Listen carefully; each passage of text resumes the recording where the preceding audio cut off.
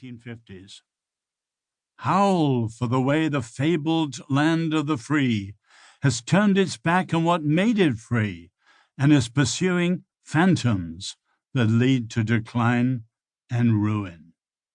Howl for how America has come to be what the world sees today, a world superpower still, wealthy, prosperous, and powerful, but unrecognizable in terms of the ideals of its past, and stumbling leaderless from one blunder to another. Howl for the way America is blindly ignoring its day of reckoning and opting for its own decline, careless about what it would take to avert it. Howl for the way a society fostering so much hate between its citizens appears to be yearning for its own destruction. Have Americans forgotten their great why? The 1,001 ways their ancestors were not free elsewhere, and the distinctive way that they were to live as a free people in the land of the free, with an ordered freedom born of freely chosen consent, a mutually binding pledge, and a reciprocal responsibility of all for all. Not simply a democracy, but a covenantal constitutional republic that would witness to the world a better way of demonstrating human dignity, justice, freedom, and peace. Have Americans failed to realize that in choosing to be one nation under God, they chose to be always accountable and always under the judgment of heaven for their deeds?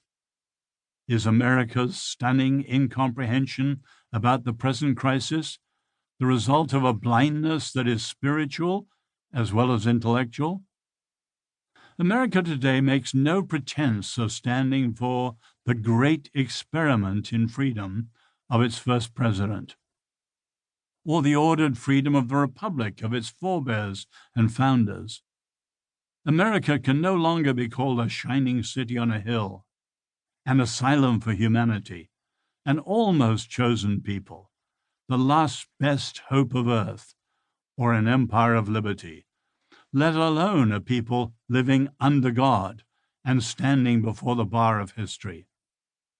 Most Americans show little evidence that they understand freedom and the commitments that freedom requires of them.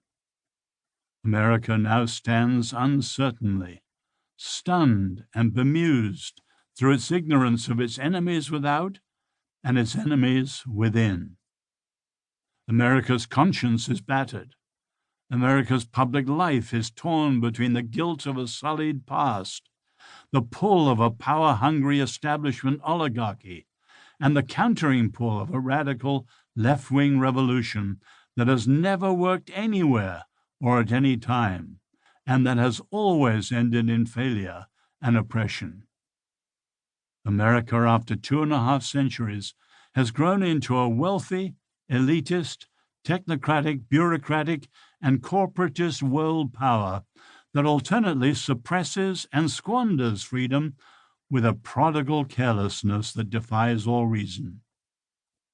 And despite all this, still seems largely unaware of the deadliest peril it faces. Is this how you Americans repay your ancestors? Or is this heaven's judgment for all the sins and cynicism through which you have flouted or fallen short of your ideals over the years? Is this how you follow the intrepid men and women who braved the ocean in search of freedom? The patriots who staked their lives and fortunes on independence? The far-sighted band of leaders and thinkers who devised the ingenious ordering of constitutional freedom? The champions of justice and civil rights who addressed the monumental evils and hypocrisies of slavery that contradicted your ideals and hideously scarred your land? The generations who gave their lives for the freedom of others around the world and those they loved at home? The numberless unknown citizens who lived with dignity and decency and made it possible for you to live comfortably as Americans live today? Is this how you enjoy the heritage of those who have gone before you? Is this the legacy?